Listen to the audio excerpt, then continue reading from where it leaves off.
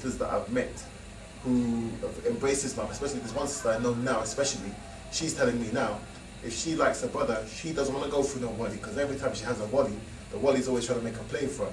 So she's just had too many bad experiences.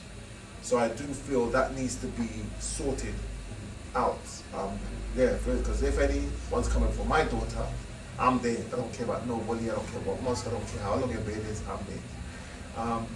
Yeah, so alhamdulillah, when I met my wife, we got married. But as a person who's doing the little things here and there, and I'm meeting people, this is a very big issue among new Muslims, marriage. And I don't feel that it's being promoted properly, because there's a lot of brothers who are promoting themselves as teachers, and they're saying yes, Islam to get married, and a lot of these new brothers, a lot of brothers, for example, who weren't practicing Islam before, who are from born Muslim families, maybe from North Africa, or the Arabian subcontinent or whatever, or Asian subcontinent as well. Some of them, they're here, they're Muslim, alhamdulillah, but a lot of them haven't got papers. So when they say reverts, they're thinking, yes, this is easy prey. Alhamdulillah, just quote a little Arabic, quote some hadith, quote some Quran, marry her, get my British papers, get the papers, done. And a lot of us reverts, new Muslims, don't understand it. So when I first came to Muslim, I was looking for a wife, I must have had around, oh my God, I lost count of people offering me, say, yes, you can marry my sister, I pay you £4,000, you know. So at times I'll be thinking, whoa, £4,000, a sister, mashallah. And then you start to really think, what is it really going on? But these are realities, you understand? So my little advice to anyone, especially a new Muslim person, that's the first thing to be careful in marriage, and to check the person out thoroughly, because many people have ulterior motives. Like I'll just go places sometimes, and then someone says, I want to marry you. I'm thinking, and I'm not that good looking. Right, so come on, what's the real deal? No, but I'm not. But then I found that I was just like investigating, said, okay, what's your legal status? Well, alhamdulillah, we're all Muslim. We're all Muslim. I said, come on, what's your legal status? Because someone sat me down and told me this, so I was thinking, alhamdulillah, I'm thankful that that person took me down and told me that. But this is a big issue, because what it is, a lot of new Muslims and are getting pushed to this way. But anyway, with the Salam project as well, the reason why I had to start it up, because in Raleigh there was some Muslim vigilante gangs, and what they used to do, they used to be robbing drug dealers, they used to be robbing pimps and gangsters. Not to say that pimps and gangsters or whatever are nice people, or they deserve to, but vigilante gangs, that's a different era. That's not for us to do, that's for us to try and do in a peaceful way. And they were doing this as their dawah. So for example, what they do, they know someone who's selling crack, they would rob that person, and then they would take his crack, and they would throw it away. Sometimes they would even sell it to non-Muslims. They would take take the money, and then they said, yes, we'll give 12.5 to charity, so we give some to you, the madness that originally comes from South London, but it came to North West London.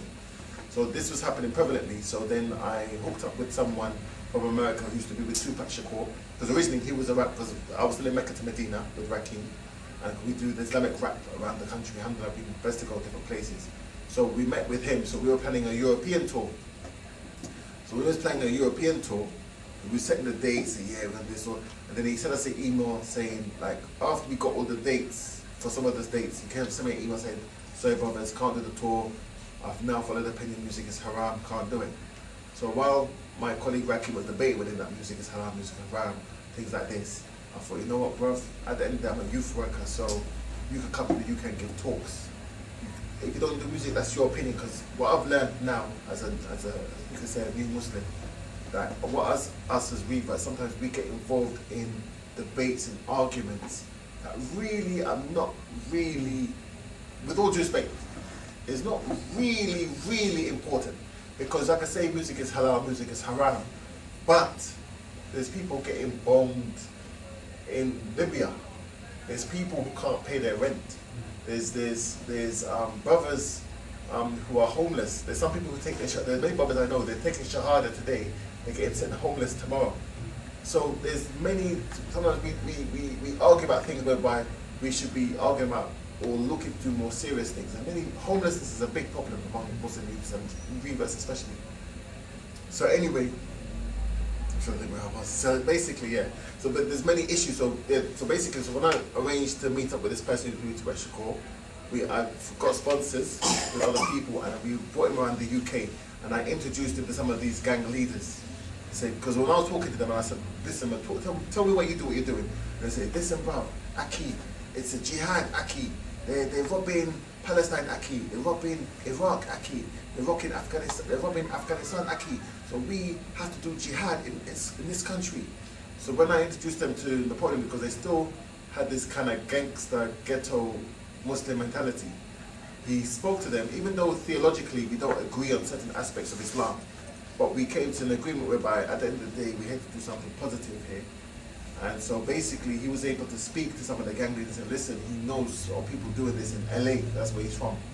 But he said what they did is they realized after a while through doing what they're doing, it wasn't right. So now they've stopped doing it. So he said, my advice to you is to stop doing it because this is not the Islamic way.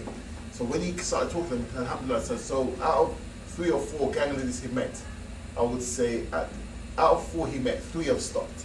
One is still doing it. May Allah help him and help me.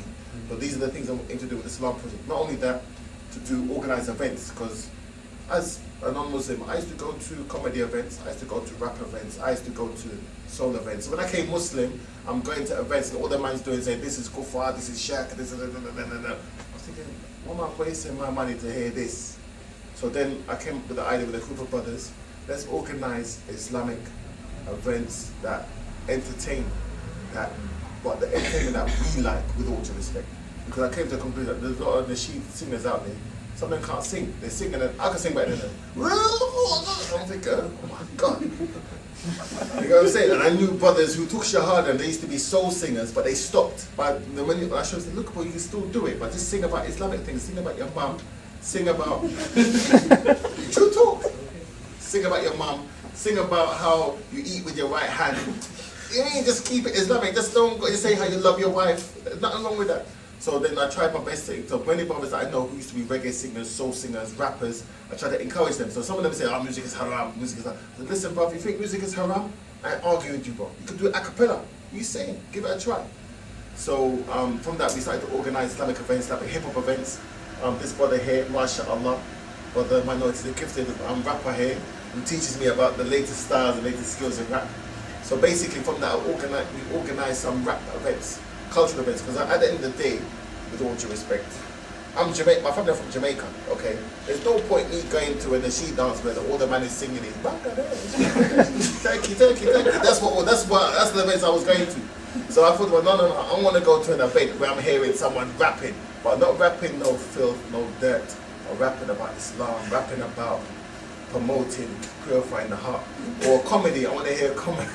Man's laughing at me, you know what I'm saying? But this is the reality. When I first came Muslim, I went to some event and all the guy was singing was Bangladesh. I was thinking, what's going on here? Anyway, so basically, so alhamdulillah, I tried to organize rap events, organize comedy events, we organize motivational talks, we organize programs, and then alhamdulillah with the Salam project, we also organize free Arabic. There's an Arabic teacher I work with, a brother called Bilal. He's a born Muslim actually, but he's of Jamaican origin. But he's very passionate about the Arabic language. So he's very passionate for African Caribbean weavers to learn Arabic. So that's why I work with him sometimes. Because he's telling people, don't think that this language is not for you, you have to take ownership. So I'm saying to new Muslims to take ownership of Islam.